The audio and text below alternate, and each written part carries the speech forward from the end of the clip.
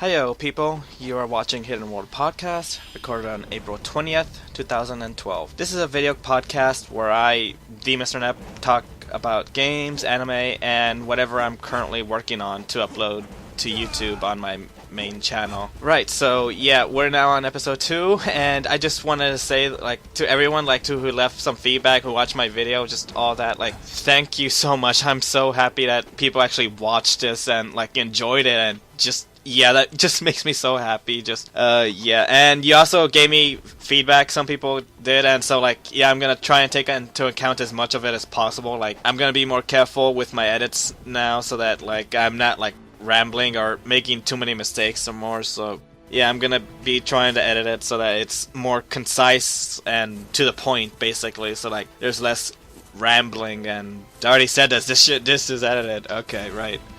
Ugh, fuck. Already off to a bad start. That's a great sign. Right, so, anyway, for this week, I do know what I'm gonna be showing you guys today, because I came up with a new plan, basically, on how to approach the whole videos and editing thing, so, hopefully this new idea, makes things go faster so I can push them out quicker and everything. And so, basically, that means, I am going to be having videos ready in advance rather than start working on them on the very day that they go up. Yeah, so I already got the footage in advance, and just yesterday I was playing Ninja Gaiden Sigma 2. I was trying to see if I could handle playing the game and doing commentary at the same time, and I was trying it on hard mode, and that was a bad idea. Oh man, that was such a bad idea. I spent so much of my time concentrating, just trying to get through the stage alive. Yeah, definitely, whenever I get to recording that game and doing a let's play of it, yeah, it's gonna be on normal for sure. I am not doing it on hard, because just half the time I had to focus on playing the game and I couldn't commentate at all, so, well, actually way over half the time, which is why I'm not gonna do it on hard mode. I could get through it eventually, I did game over quite a bit, you'll see in the videos, but, yeah, it's just, I don't mind showing game overs and everything, I'm fine with that. It's just the lack of commentary is what bothered me, so yeah, definitely toning it down in difficulty whenever I do the game, but I was doing okay, I suppose, in the game. You'll see that I was spamming, a bunch of throws, and the only reason I was doing it is because that has invincibility frame, so I can't get knocked out of it, so yeah, that's why I kept spamming it, and it does good damage, so yeah, I was being cheap, and you know what? If you look at how much my life bar is getting reduced by one hit from any enemy, you know what? Being cheap, I don't care. You can call me being cheap. I don't care.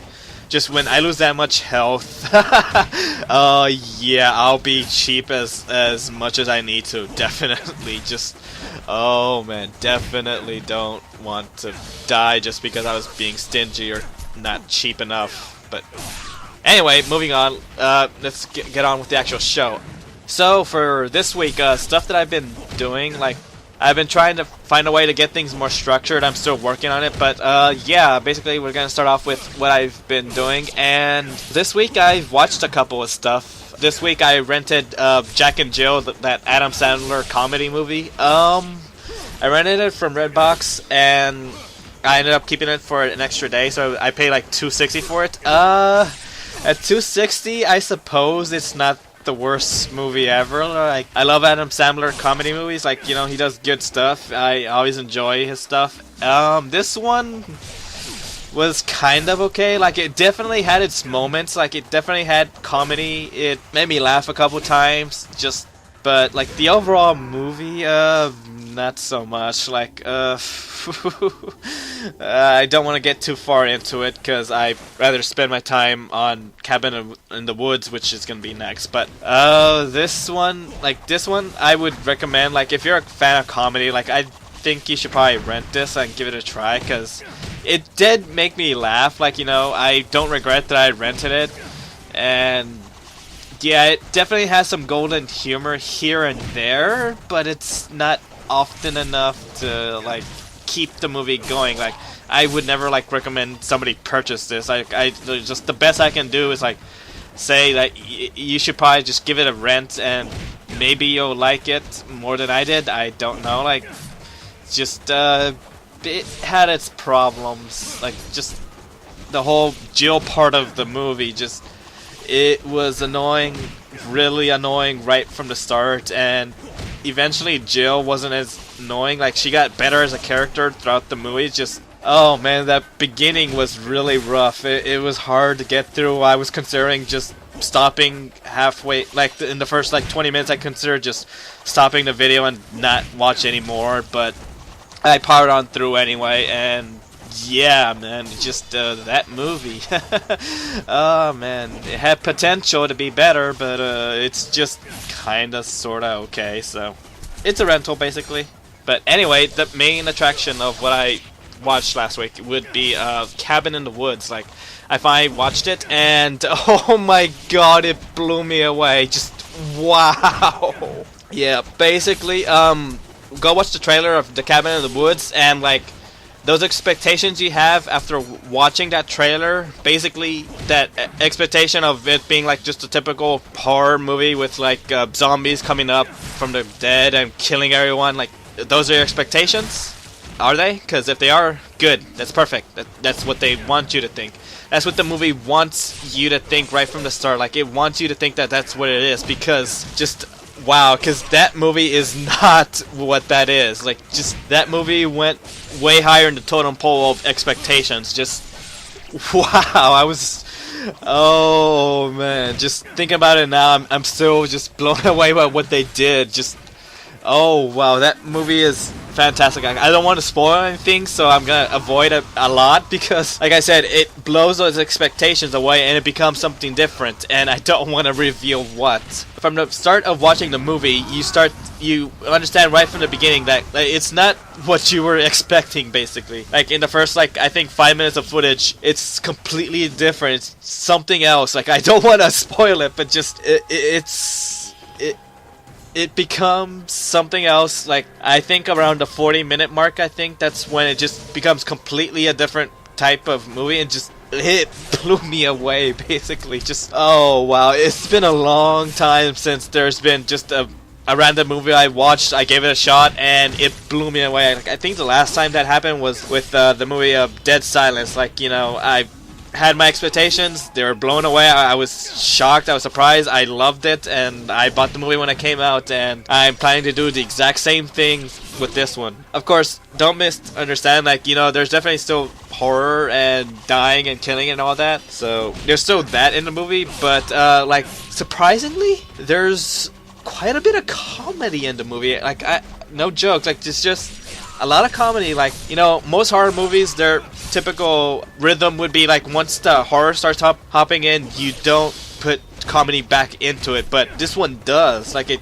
even though like people are dying and everything, the comedy still comes back every now and then. And the weird thing is, like, there was never a single part where the comedy felt out of place, where it felt wrong to put it there, where it just didn't belong there. Like, it worked each time. That's the weird thing. Each time they did comedy, you know, I was laughing, and then back to monsters, you know, like, well, zombies, and just like it flip-flopped, and it worked. Like, that's the weird thing, it worked.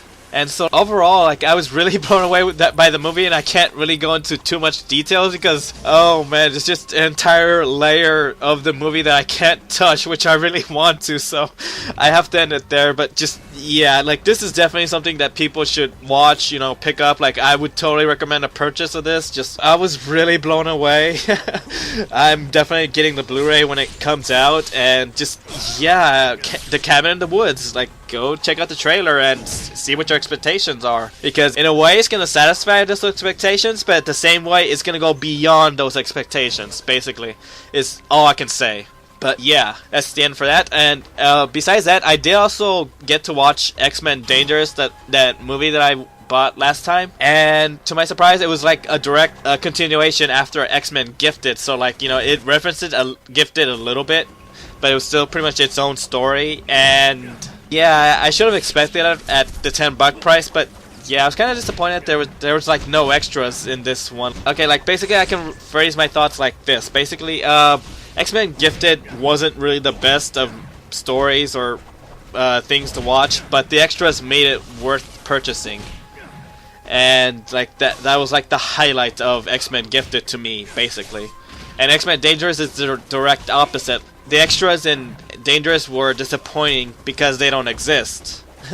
Like, they didn't put any extras whatsoever. You only get chapter select, and I don't think they even put subtitles. I might be mistaken, but they might not have. I forget. But then the main attraction is the actual story itself, because the story was pretty good. It was good, contained story, and it alluded more. Yet again, it alluded to bigger stuff like X-Men Gifted did, but X-Men Dangerous had a more satisfying story all throughout. So it was more enjoyable, and basically it introduced like this new villain, new to the X-Men, that like knew everything about the X-Men. Like, they knew, like, the new villain, she knew like all their weaknesses, she knew all their pressure points, you know, she knew their behavior patterns. Like, she was like predicting like in 0.6 seconds the next two X-Men are gonna come to attack me, and you know, she was ready, she was attacking, like, and all her attacks were based off their character traits and how they react to situations. And so, like, you know, the battle was just like fantastic. Like, I really enjoyed that. And the actual plot, it was interesting because X-Men Dangerous, like, basically by the end, like, Cyclops is the leader, and he's basically he can't really trust anyone anymore. Like, by the end, like, it's really different change of pace from what I've seen from Cyclops before. So, like, I really liked that. I really welcomed it, and just, yeah, like, the story was more worth it than Gifted was, and yeah, I don't regret my purchase. But besides that, I haven't watched anything else, but just today, before recording, I activated my new credit card, because this month I should say, is that basically my old credit card expires this month on April. So basically I got a new credit card a few days ago, and basically what happened was I went ahead and called the phone line the credit card told me to, and I punched in all the numbers it told me to, and I got it activated. So now my old one's useless, and I'm gonna get rid of it. And I now need to go to all my websites and everything that I go to where I shop, and like I need to update my credit card information because now it's expired and everything, and that's gonna take quite a while. Like, I think I'm gonna start that tomorrow, because just there's so many sites I go to. Yeah, it's gonna take a while to update all that information, but oh man, that's gonna take quite a while, definitely. So next, what I'm gonna be covering is what games I've been playing. Basically, I don't have too much to cover right now because there's one thing I want to save for later in the show. But right now, what I will talk about is Touhou 9, which is Touhou Phantasmagoria of the Flower View. That's the full title. I finally learned it because I've been playing it obsessively, because oh wow, this is such a different take from the other Touhous, and just, yeah, it's so much fun to play, because it's not like the traditional shmups the others are. It's more of a two-player versus shmup mechanic. Like, that's how it works, because one half of the screen is your screen and the other half is an AI opponent or a human player if you play it with somebody else. But yeah, you're basically going through like a sort of like another stage, a regular stage, but it's different in the sense that your opponent is directly affecting what's happening on your screen. Like, if your opponent triggers a bomb, then it's gonna be on your side of the screen, and you're gonna have to start dodging all their Damaku and all that. And it's such a different take on the other Touhous. Like, this is the only one that does it, and it's such an interesting mechanic. Like, there's a lot to it. There's a lot of little layers to it, and I've been enjoying it. Like, it took like maybe an hour to get the basic grasp, and now I've been playing it for a couple days, and I'm starting to get a better handle of everything. And yeah, it's really fantastic. And I was actually able to reach to the final boss once without continuing, and she promptly killed me within a few seconds of the fight, because oh man, she's just such a good dodge, and oh man, she has an easy time overwhelming you with her attacks. Just, oh man, I need to practice, but yeah, it's fun stuff. I'm really enjoying it, and that's basically the only game I'm gonna cover for right now. But yeah, that's gonna be pretty much it for this part, because I'm running low on time and I need to end it before I hit the 15-minute mark. So yeah, see you next part.